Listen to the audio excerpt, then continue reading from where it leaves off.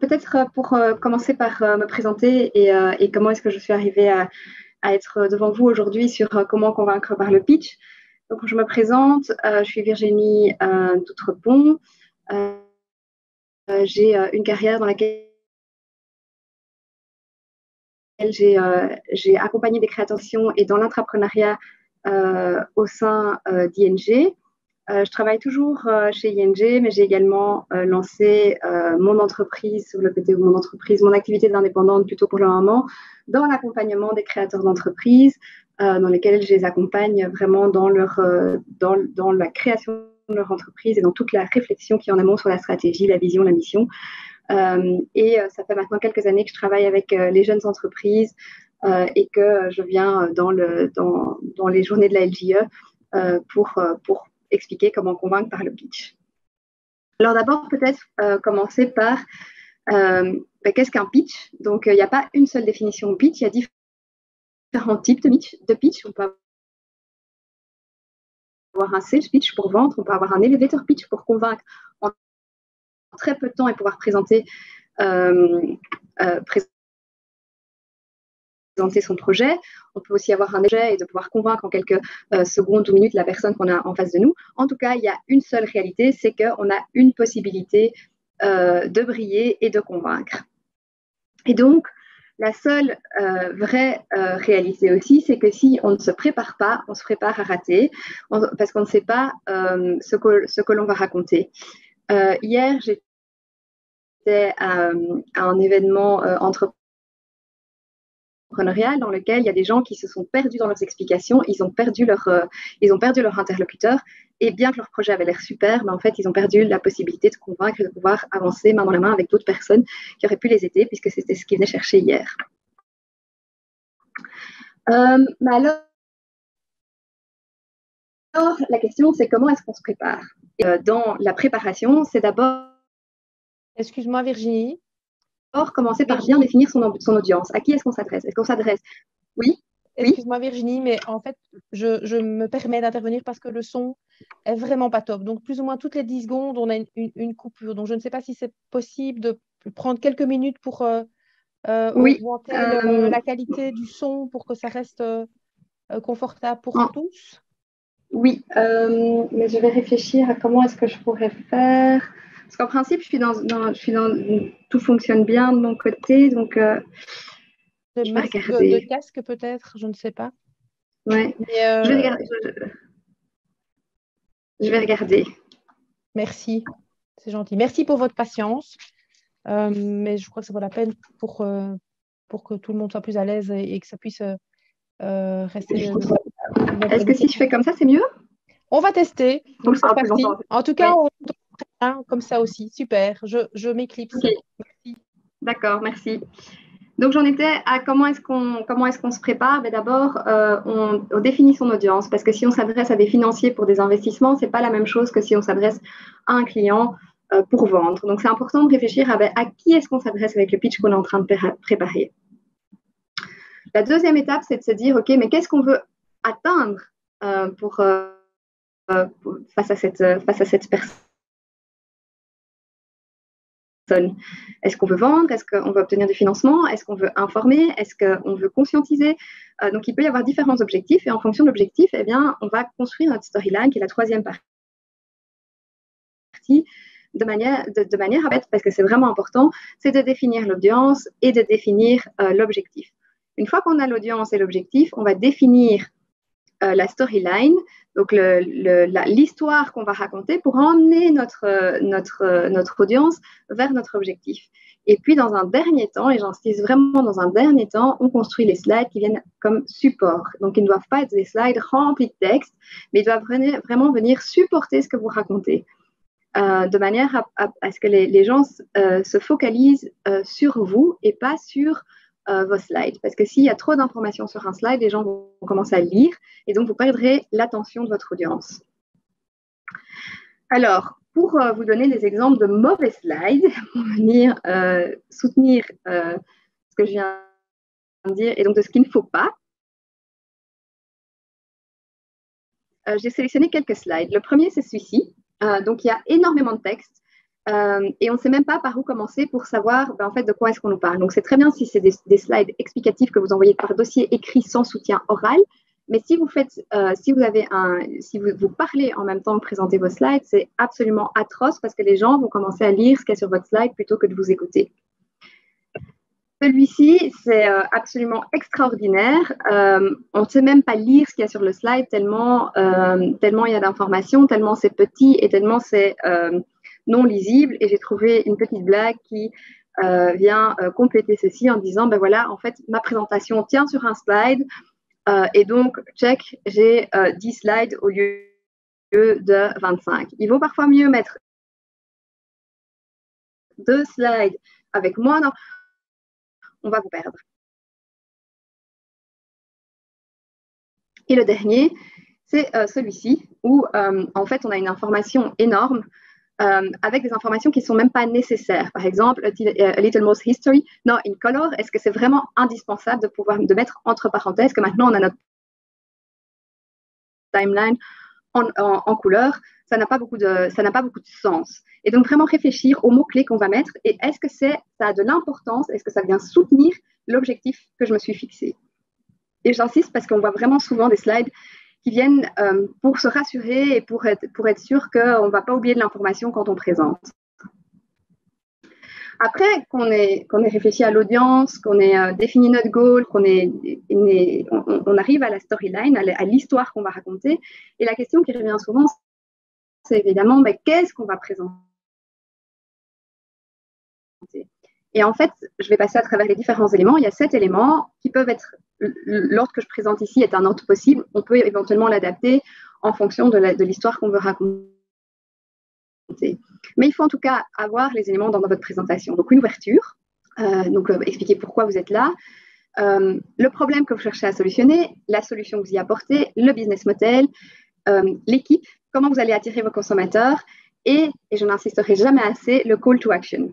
Si vous terminez votre présentation en disant, bon ben voilà, en fait, vous avez fait un super travail, mais vous avez oublié le pourcent de votre travail qui va faire que vous allez avoir un réel impact.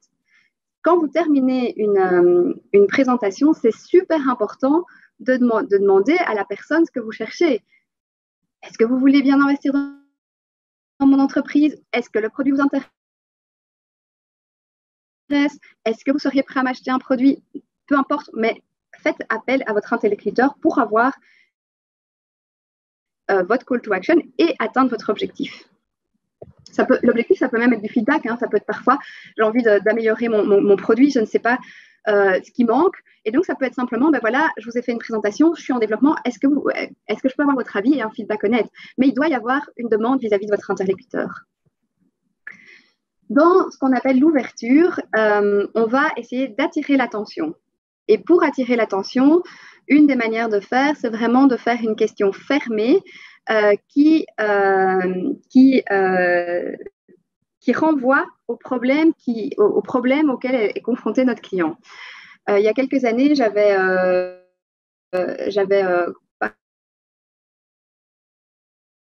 participé à un Startup Weekend et je m'étais retrouvée à pitcher au salon Entreprendre à Paris. J'étais filmée partout et en fait, on avait développé des fruits déshydratés.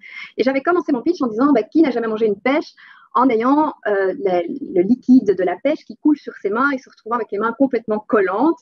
Et bien en fait, tout de suite, tout le monde peut s'identifier à ça. Et donc, si le problème existe vraiment, eh bien, les gens vont tout de suite s'associer. Ça peut être ça ou ça peut être tourné à la positivement. Je ferai en sorte que vous n'aurez plus jamais de jus de fruits sur vos mains. C'est aussi une manière de dire, je vous apporte une solution à un problème que vous avez.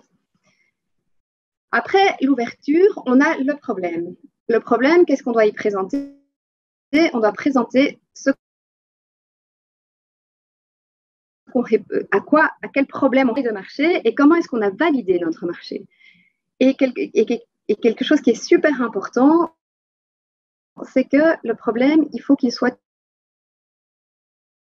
tout de suite visualisable par la personne à laquelle vous vous adressez. Par exemple, si je vous parle des embouteillages et que je vous mets la photo qui est en dessous, tout le monde visualise. Tout le monde qui habite Bruxelles, si par exemple c'est une solution aux embouteillages à Bruxelles, rien que de mettre la photo,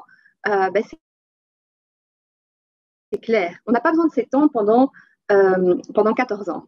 Par rapport au market size, il faut faire très attention à s'assurer qu'on ne prend pas un market size qui est complètement énorme. Par exemple, je voudrais vendre de la nourriture saine et donc mon marché,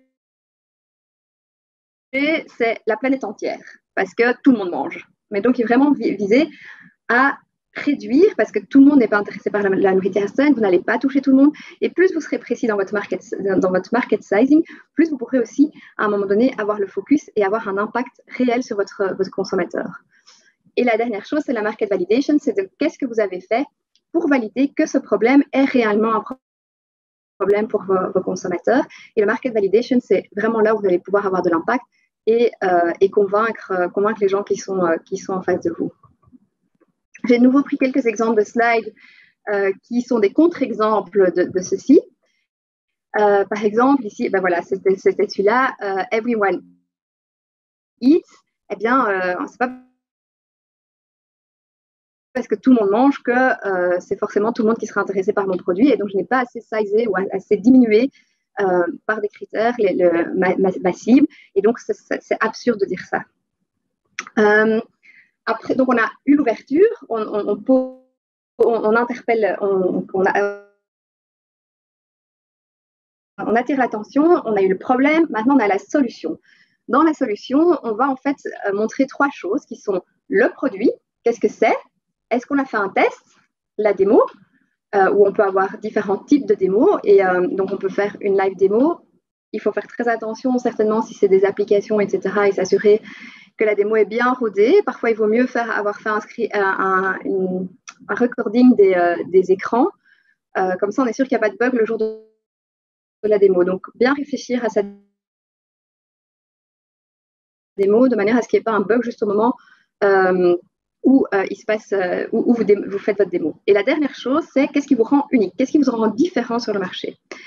Si je reprends par exemple le produit, je ne sais pas qui d'entre vous connaît l'histoire de Rent a Runway, mais Rent a Runway, c'est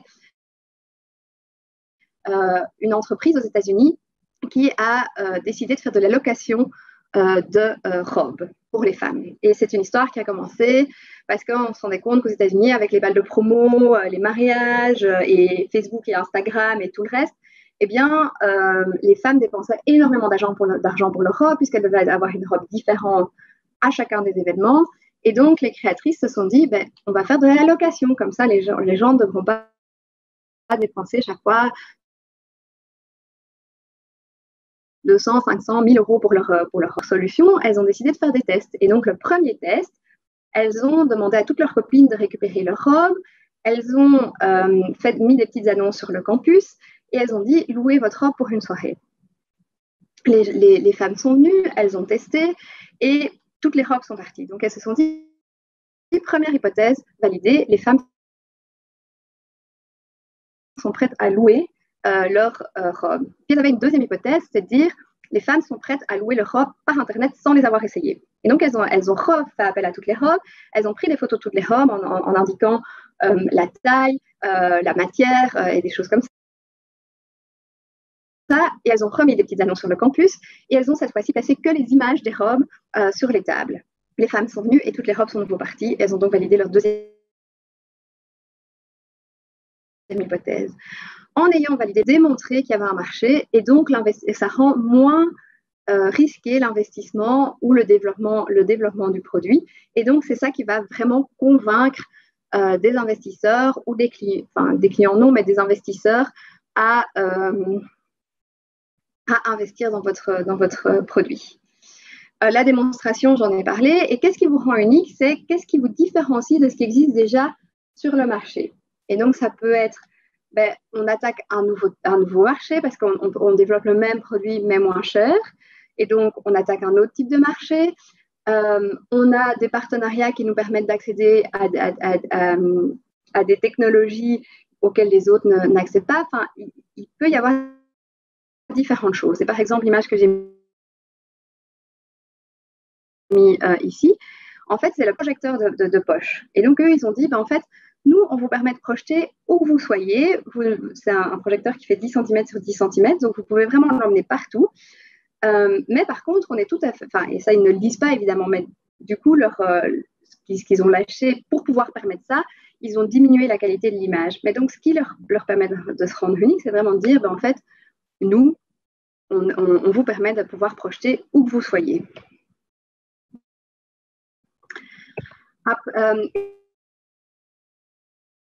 Et donc ici, par exemple, je voudrais revenir quand même sur un exemple d'Airbnb pour vous montrer à quel point c'est important de faire ça de manière incrémentale.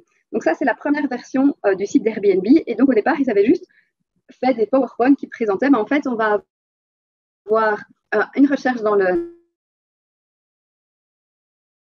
ville, on va voir des reviews et on va pouvoir commander. Et donc, c'est comme ça qu'ils ont convaincu leurs investisseurs. Ils n'ont pas eu besoin de développer tout leur site Internet. Ils ont vraiment été de manière incrémentale après avoir fait quelques tests. Et alors, j'ai de nouveau pris quelques exemples de mauvais slides, par contre.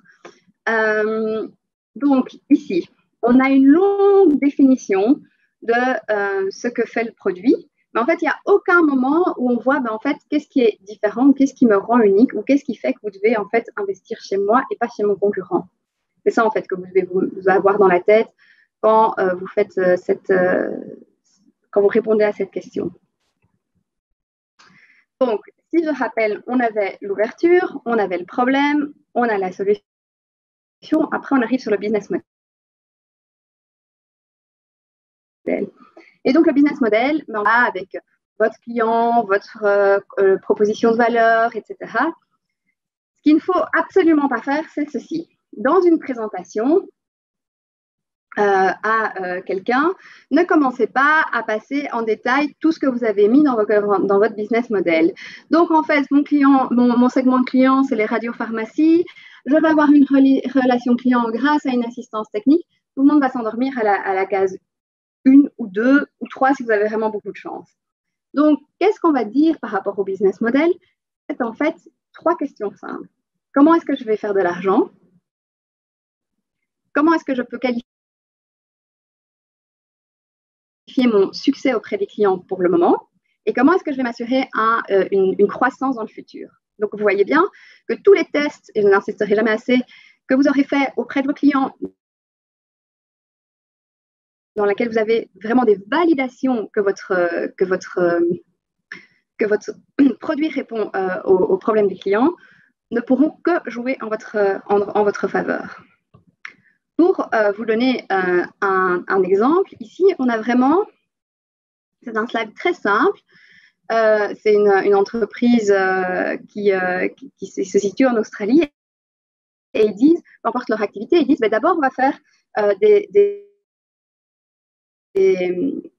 publicités payantes. Ensuite, on va aller sur les médias sociaux, puis on va créer des partenariats et enfin, on va générer de l'argent grâce au SEO. Et donc, on voit vraiment qu'ils commencent petits, qu'ils grandissent et qu'il y a un potentiel de croissance. Et de la manière dont ils vont acquérir leurs clients va évoluer avec ce potentiel de croissance. Et donc ça, c'est par exemple un slide qui est très qui est très efficace parce qu'on voit que c'est réfléchi, c'est pensé et qu'on ne part pas dans tous les sens en même temps. Un autre cas que j'aime bien prendre, c'est le cas des taxis Uber qui, eux aussi, ont été chercher des investisseurs à un moment donné. Ils n'avaient pas le succès qu'ils ont aujourd'hui. Et en fait, ils ont dit, voilà, en fait, dans le pire des cas, on est aujourd'hui à 10 voitures, on reste avec nos 10 voitures, nos 100 clients, et voilà, ça c'est le pire des cas. Dans le meilleur des cas, on devient un market leader et donc on peut avoir une croissance des revenus. Et donc, on pense que le scénario le plus réaliste se situe entre les deux. Et donc, sur base de nos hypothèses, voilà ce qu'on pense. Et ceci, ça permet beaucoup plus à la personne qui est en face de vous de comprendre quelles sont vos hypothèses et comment est-ce que vous avancez. Maintenant, c'est encore très, très souvent le business model parce que c'est ça qui intéresse les investisseurs finalement. Et donc, après avoir présenté l'ouverture, le problème, la solution, le business model, on va travailler, on va présenter l'équipe. Et alors, ce qui est très important dans l'équipe, ça n'est pas de flatter votre ego, c'est vraiment de dire, mais en fait, pourquoi est-ce qu'on est la bonne équipe au bon endroit? Et je vais vous donner un exemple très facile à comprendre. En fait, si je vous dis, moi, je vais faire du conseil aux agriculteurs de l'Afrique subsaharienne et que je vous dis, et jusqu'à présent, j'ai été avocate en droit des affaires internationales et j'ai vécu toute ma vie au Canada, je serais beaucoup moins crédible que si je vous dis, moi, depuis 10 ans, je travaille dans une petite entreprise qui développait des machines spécifiques pour les agricultures pour l'agriculture subsaharienne. J'ai beaucoup plus de poids et beaucoup plus de crédibilité à me présenter, à être dans ce projet. Et donc, c'est vraiment important de faire en sorte de mettre en avant pourquoi vous êtes la bonne équipe. Et donc, votre CV, quelque part, doit être orienté vers pourquoi est-ce que vous êtes la bonne équipe. Et puis, n'hésitez pas à faire en sorte qu'on se rappelle de vous. Donc, si vous êtes à l'aise avec l'humour, utilisez une touche d'humour. Si vous avez un talent particulier, utilisez-le. Mais faites en sorte qu'on puisse se rappeler de vous pour que ça revienne en mémoire. Et j'ai de nouveau pris des contre-exemples de slides. Et j'ai par exemple celui-ci. Alors, en fait, si je devais vous demander pourquoi c'est un mauvais slide, ben en fait, ok, on a des belles photos des gens qui vont travailler. Ils ont des belles fonctions. CEO, CGO, CTO et CPO, moi je ne sais même pas ce que ça veut dire et je n'ai aucune idée de en fait, pourquoi est-ce qu'ils sont la bonne équipe pour le projet qu'ils sont en train de porter. Pourquoi est-ce que je devrais engager Ben, Jen, Ben et Chris? C'est pas clair. Je ne sais pas pourquoi ce sont les bonnes personnes. Et alors, le dernier point, et j'ai insisté à l'ouverture, je réinsiste aujourd'hui, maintenant, c'est un call to action. Quel est leur premier pas? Qu'est-ce que vous leur demandez? Qu'est-ce que vous attendez d'eux? Si vous faites toute votre histoire et que vous ne leur demandez pas, c'est un peu comme si vous arrêtiez l'histoire au milieu, parce qu'en fait, vous n'atteignez pas votre objectif. Or, j'ai rappelé que la première chose quand on prépare un pitch, c'est vraiment de définir l'audience et définir l'objectif qu'on va atteindre. Donc, si on ne permet pas d'aller jusqu'à l'objectif, ben en fait, vous avez raté votre pitch et vous n'obtenez pas ce que vous cherchez. Et alors, je dirais qu'il y a quelques secrets que j'ai encore envie de partager avec vous, parce que je vois qu'on a encore le temps. C'est d'abord la pratique rend parfait. Et donc, quand je dis il n'y a qu'une seule vérité, c'est que vous n'avez qu'une possibilité de briller et qu'ensuite, je vous dis qu'il faut préparer pour parce que c'est comme ça que vous allez voir. Filmez-vous, c'est horrible, mais ça permet de voir quels sont nos tics.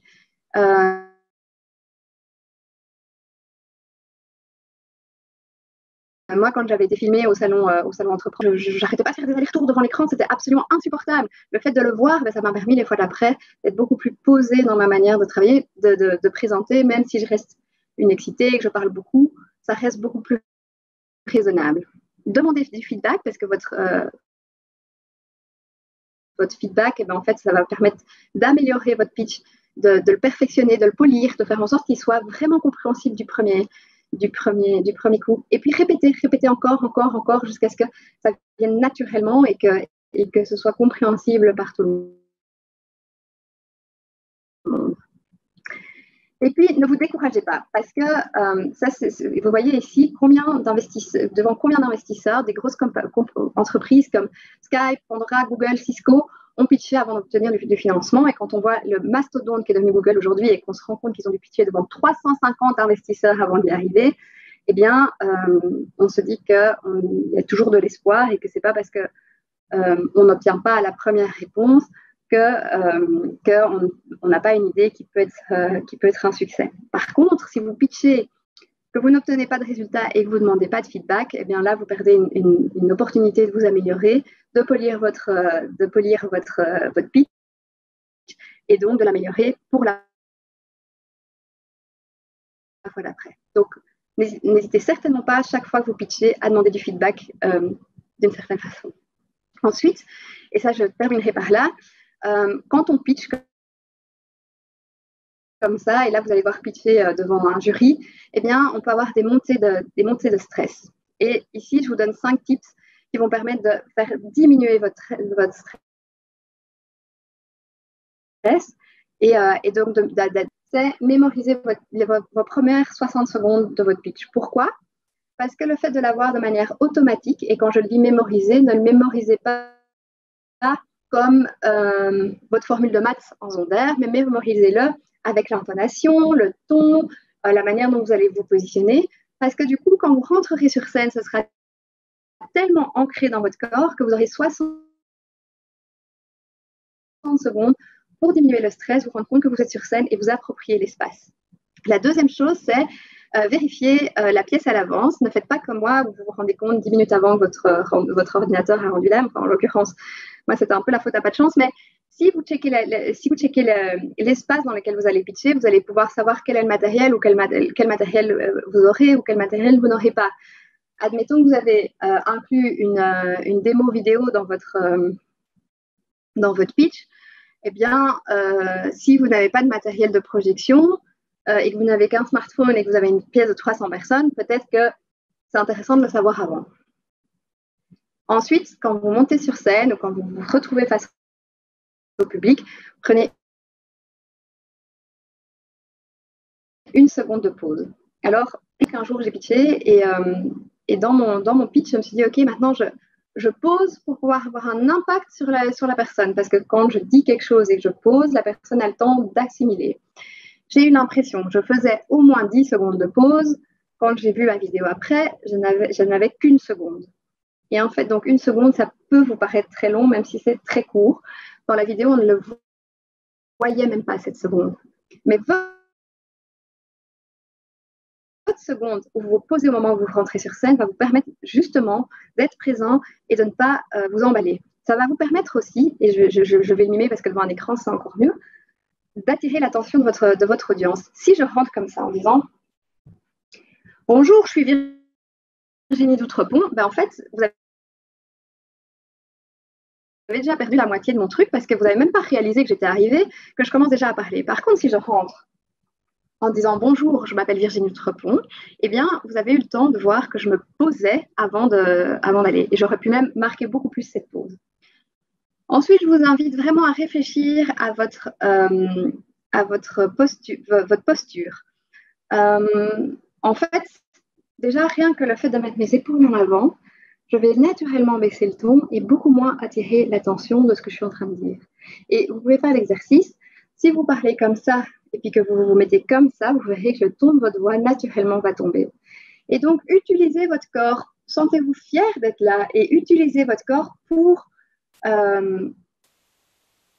vous aider à garder confiance et en plus, c'est montrer confiance. Donc, n'hésitez pas à vraiment vous sentir bien dans votre corps et à utiliser ce corps comme un outil plutôt que comme quelque chose pour vous cacher. Et le dernier conseil que je pourrais vous donner, c'est vraiment de respirer.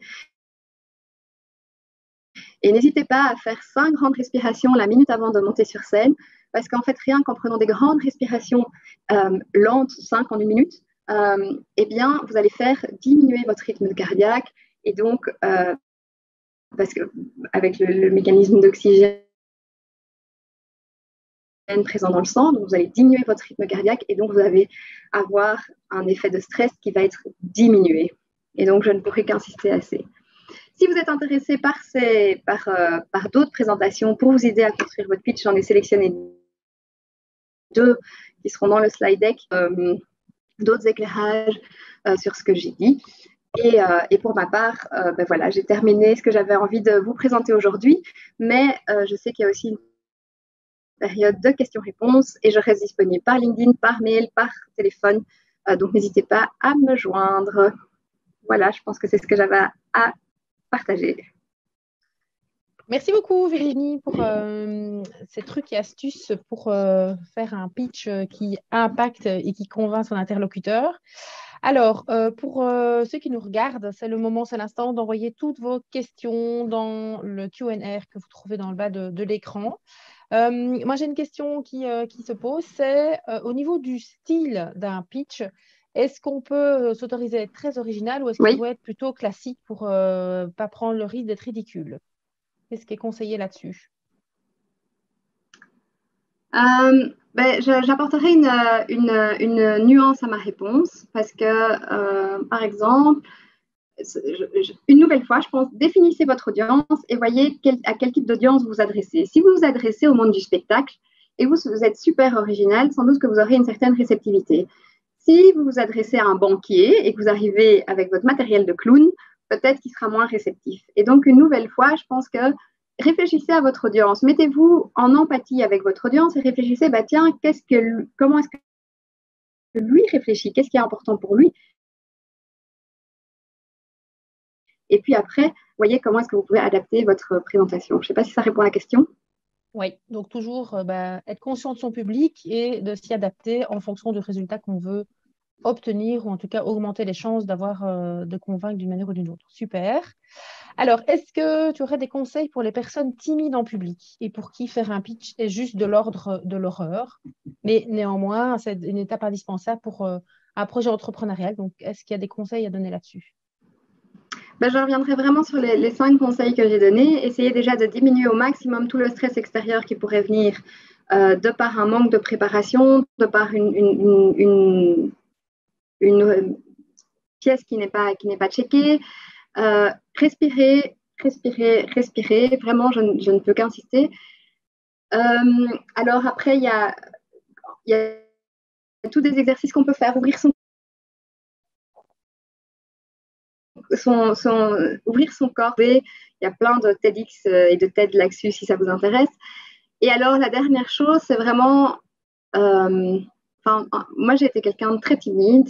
Et ce qui m'a permis de passer au-delà de ça, c'est de me dire, mais en fait, si je ne le fais pas, je n'obtiens rien. Donc, j'ai intérêt à le faire. Qu'est-ce que je peux mettre en place pour pouvoir le faire?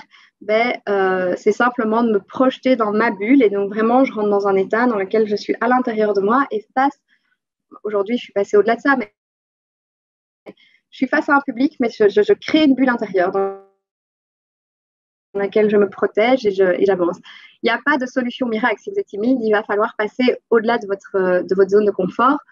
Voilà, je ne peux pas vraiment dire quelque chose. Peut-être commencer par des petites audiences et puis les grandir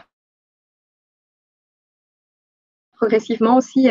Allez-y, pas tout de suite donner une formation à 600 personnes ou voilà. Merci beaucoup. Alors, autre question. Comment clôturer parfaitement un pitch? Je pense que je l'ai dit avec un call to action. Qu'est-ce que vous attendez d'eux? Quelle sera leur première action? Et donc, c'est pour ça que je remets en lien avec l'objectif. Donc, vraiment dire, en fait, moi, mon objectif, c'est de décrocher ma première vente. Donc, à la fin de mon pitch, je vais dire, voilà, est-ce que vous êtes prêt à m'acheter mon produit? Mon objectif, c'est d'obtenir 500 000 € de financement. Je termine en disant, je cherche 500 000 € de financement. Est-ce que vous seriez mon premier investisseur? Donc, c'est vraiment d'envoyer la balle à l'autre pour que l'autre vous réponde. Merci. Alors, question récurrente qui revient dans nos projets YEP presque quand ils doivent passer devant leur jury, c'est, d'après toi, est-ce que tous les membres de l'équipe doivent parler? Parce que les YEP, c'est une équipe, c'est un groupe. Et donc, au moment de pitcher, il y a plusieurs écoles. Et donc, quel est ton avis ou tes conseils par rapport à ça? Il y a combien de temps pour le pitch du YEP?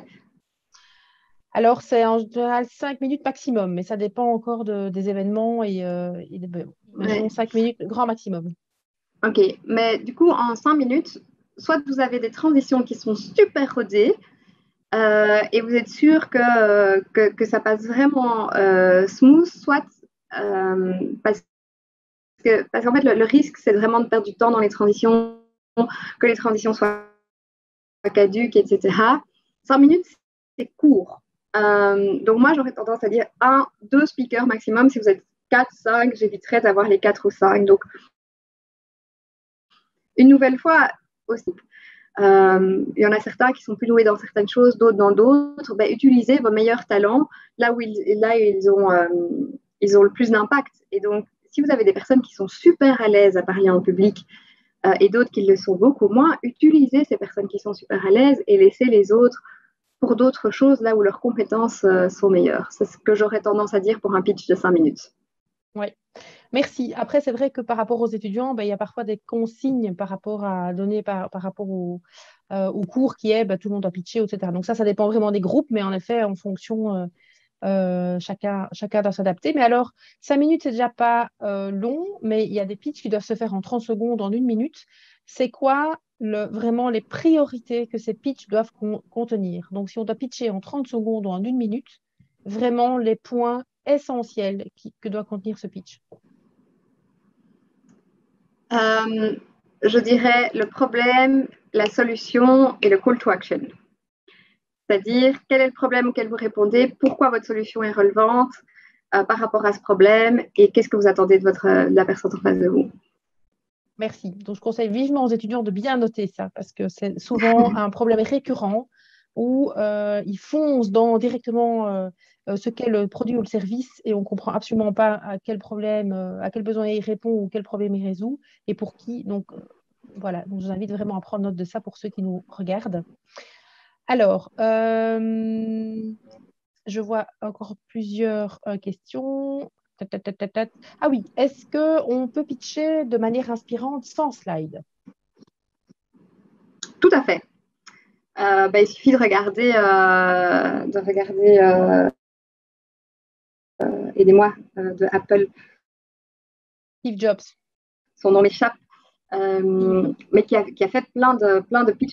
Voilà, Steve Jobs, qui a fait plein de pitchs sans slide. Donc, bien sûr, mais disons que le slide permet de faire aussi appel à différents canaux. Le canal auditif quand vous parlez, le canal visuel quand vous regardez. Et donc, ça permet d'atteindre une audience plus grande. Par exemple, moi, je suis quelqu'un qui retient par le visuel. Et donc, quand j'ai un visuel, tout de suite, je vais me rappeler, OK, il y a il y avait ça et ça sur son slide. Et ça va me permettre de m'aider à il faut vraiment que votre pitch emmène la personne et qu'il n'y ait aucun moment de déconnexion avec les personnes auxquelles vous vous adressez. Merci. Alors, notre vie aussi, depuis 2 ans, entre de la réalité du digital et donc, il y a beaucoup d'étudiants qui ont dû pitcher en digital et qui vont peut-être, on ne sait pas, encore pitcher en digital. Quels seraient les conseils pour pitcher en visio? Donc, Alors, pitcher debout. Pourquoi pitcher debout? Parce qu'en fait, vous allez être dans une dynamique qui va se sentir à travers l'écran. Si maintenant je me mets comme ça, je vais faire l'exercice avec vous, vous allez entendre que directement le son passe moins bien, le dynamisme passe moins bien.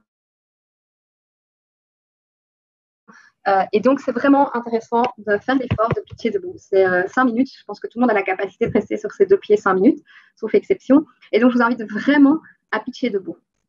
Je pense que c'est mon conseil principal. Merci.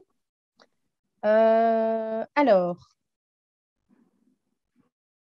je vois encore 2 questions. Donc, lors d'un pitch, le plus utile, c'est le why ou le what?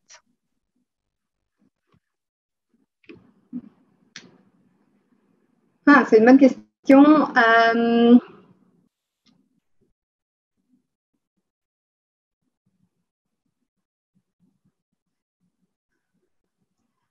Je pense que en fait, si je devais caricaturer un petit peu, le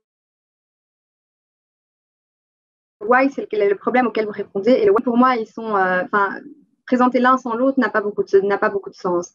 Maintenant, si vous devez, donc on dit toujours que le why va être au-delà de votre premier produit. Si vous partez dans des grandes considérations, alors je dirais plutôt focaliser, si vous avez 5 minutes, sur le what. Maintenant, le why de votre premier produit, c'est souvent le problème auquel vous répondez. OK. Et comment pitcher à des investisseurs en 5 minutes? Devons-nous insérer des chiffres concrets et donc même insérer des éléments de plan financier ou pas? Si vous avez 5 minutes pour convaincre des investisseurs, il ne va pas commencer à rentrer dans le détail de votre plan financier. Donc, moi, j'aurais une approche plutôt et en expliquant les hypothèses que vous avez derrière. Mais 5 minutes, c'est court. Et si l'investisseur est convaincu par votre. Et donc, rien n'empêche non plus que votre call to action lit ceci en disant ben voilà, on avait 5 minutes, c'était court. Revenez vers nous pour notre plan financier qui est à votre disposition. Et en attendant, contactez-nous pour si vous êtes intéressé d'investir. Trouver une formulation qui soit un peu plus fluide que ce que je viens de dire, mais l'idée, c'est de dire, vous pouvez faire mention qu'il est disponible et que vous avez les chiffres, et en même temps demander que l'investisseur passe à l'action. Super. Alors, est-ce que tu conseilles l'utilisation du storytelling, donc l'art de raconter une histoire autour du projet? Je n'ai pas compris la question, j'ai été coupée. Est-ce que tu conseilles l'utilisation du storytelling? Tout à fait. Si vous avez ce talent-là de pouvoir raconter des histoires et d'emmener vos personnes avec vous, oui. Maintenant, encore une nouvelle fois, attention que le storytelling, il faut qu'il soit pertinent pour votre produit, pertinent pour un des éléments que vous présentez. Parce que sinon, ça va déforcer votre pitch plutôt que de le renforcer. Et la deuxième chose, c'est que le storytelling, ça peut être long. Enfin, ça dépend comment vous le présentez, mais ça peut être long. Et donc, vous pouvez aussi perdre de précieuses minutes quand vous n'avez que 5 minutes pour présenter l'ensemble des éléments. Alors, une petite question plus perso. Quelle est la meilleure présentation publique que tu as donnée et quelle astuce est-ce que tu as utilisée?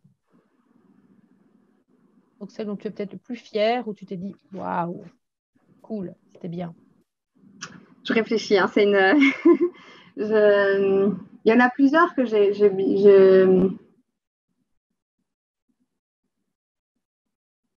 pense qu'une dont je suis très fière, c'est la présentation que j'ai faite au Salon Entreprendre de Paris parce que j'ai été prise vraiment à coup. Suite à ça, eu du sponsoring au niveau radio, on a eu des investisseurs qui nous ont contactés. Donc, il y a eu un super retour. Malgré le fait que j'étais vraiment prévenue last minute et que donc j'ai vraiment dû faire mon pitch en dernière minute. L'astuce que j'ai été utilisée, et c'est une astuce que je réutilise depuis, c'est vraiment de me dire, en fait, j'ai rien à perdre et donc je vais juste prendre du plaisir. Je vais prendre du plaisir à être ici, je vais prendre du plaisir à expliquer mon produit et je vais prendre du plaisir à transmettre ce que j'ai à dire.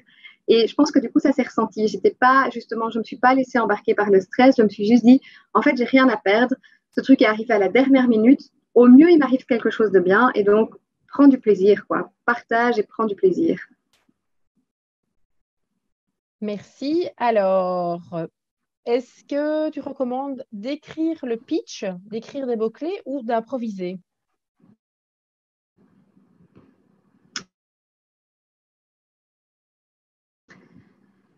Je pense que vous devez tout le pitch, c'est de le répéter de manière comme un robot. L'avantage, c'est que du coup, vous avez les bons mots, les mots choisis, etc. Et donc voilà, il y a des avantages et des inconvénients. Moi, je me sens très mal à l'aise d'apprendre un pitch par cœur, mais par contre, parfois, ça m'aide vraiment d'écrire les phrases. Et après, je me l'approprie et le jour même, je ne vais pas réutiliser les phrases telles quelles, mais au moins, j'ai les mots-clés, j'ai les nuances que je veux apporter et des choses comme ça qui m'aident à aller de l'avant. Parfois aussi, le fait d'écrire permet de structurer l'idée. Et donc, chacun doit se connaître votre pitch.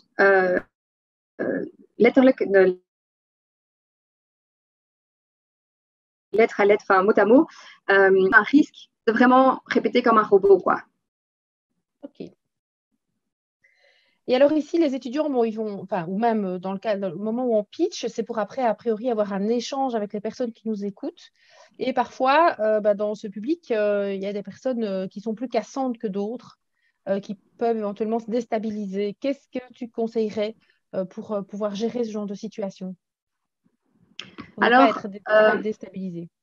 Oui, donc je pense que la première chose qu'il faut se dire et se rappeler, c'est que personne n'a le droit d'attaquer votre identité. Donc, si une personne vous attaque, vous, personnellement, en tant que personne, vous avez tout à fait le droit de dire, OK, j'entends bien, mais ici, je vous présente un rapport à mon produit ou mon service. Ça, c'est la première chose. La deuxième chose, du coup, c'est que si on fait un feedback qui est cassant, rappelez-vous que vous n'êtes pas votre produit, vous n'êtes pas votre présentation, vous êtes bien plus que tout ça et que c'est juste un feedback. Alors, pas donné de manière très empathique, pas donné de manière très, très chouette, mais c'est juste un feedback sur votre produit et ce feedback, il peut vous servir pour améliorer, peaufiner votre produit ou votre service. Et donc, je vous dirais détachez-vous de votre produit, votre service, votre présentation. Vous avez mis tout votre cœur, mais ça n'est pas vous. Ce n'est pas vous qu'on attaque, c'est la présentation, le produit. Super. Et une petite pour la route, une petite dernière. Donc, c'est que faire quand on a un trou de mémoire?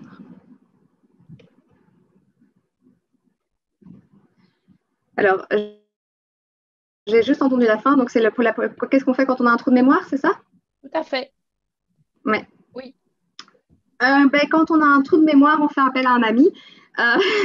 Non, en fait, quand on fait un trou de mémoire, je pense que l'important, c'est de ne pas stresser au-dessus de ce trou de mémoire. Parce que si plus vous allez stresser, moins vous allez vous retenir. Et donc, si vous avez un trou de mémoire, n'hésitez pas à le dire en disant « Ah, j'ai un petit trou là, laissez-moi une seconde. » Hop, on respire et on est reparti. Et quand je dis faites appel à un ami, blague à part, normalement, comme vous serez filmé, que vous aurez répété devant votre public, devant votre équipe, que vous aurez répété encore et encore et encore, l'équipe qui vous...